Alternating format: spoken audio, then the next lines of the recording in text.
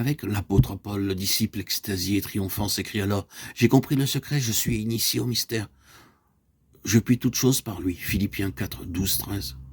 Mon sujet de joie, d'une joie plus intense chaque jour, c'est que désormais, pour moi, vivre, c'est Christ.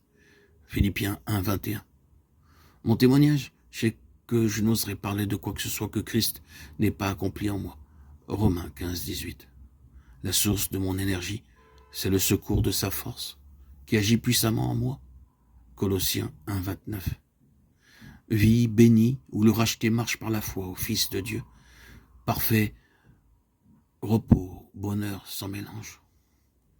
Liberté absolue. L'âme a toute chose lorsqu'elle a compris le secret de son roi.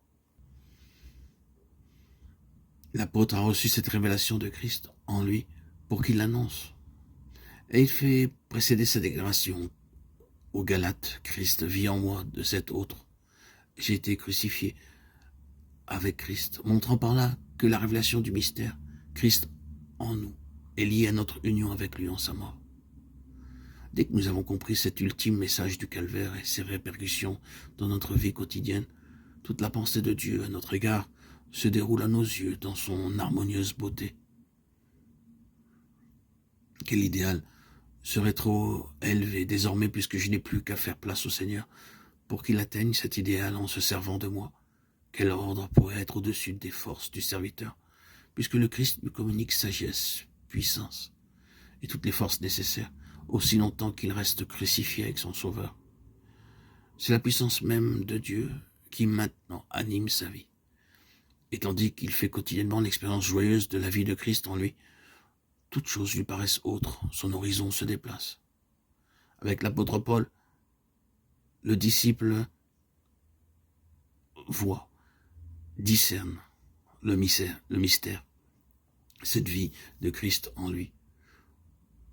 L'apôtre la saisit-il de façon consciente? Et quant à la sienne, eut-il la sensation qu'elle était morte? Cette vie de Christ en lui provoqua-t-elle une joie délirante, des extases célestes, mystiques? Il ne le semble pas. La vie que je vis maintenant dans la chair, dans mon corps, écrit-il, je la vis par la foi. Quelle sorte de foi? La foi en une expérience, l'expérience de la mort avec Christ. S'agit-il d'une foi qui exige un effort, une tension de tous les instants? Non, non, mais la foi au Fils de Dieu qui m'a aimé et s'est donné lui-même pour moi. Preuve bénie de la crucifixion du moi. Le moi, le je, disparaissent de l'horizon de l'âme. Et le Fils de Dieu, sa mort sur la croix et son grand amour remplissent tout le cœur, toute la pensée. Il s'est donné pour moi devient la pensée dominante, et toutes choses apparaissent désormais à la lumière du calvaire, sous les rayons de l'amour divin. S'abandonner aux mains percées de celui qui est mort, cela seul apporte à l'âme le parfait repos et la plus sainte des joies. Absorbée désormais dans son objet, la foi jaillit spontanément et devient une habitude inconsciente de l'âme qui ne s'occupe plus d'expériences passées ou de quoi que ce soit ici-bas qui la concerne elle seule. Son grand désir, ce qu'elle recherche avec ardeur, ce qu'elle ambitionne par-dessus tout, c'est que celui qui est mort voie les fruits de son travail et soit satisfait.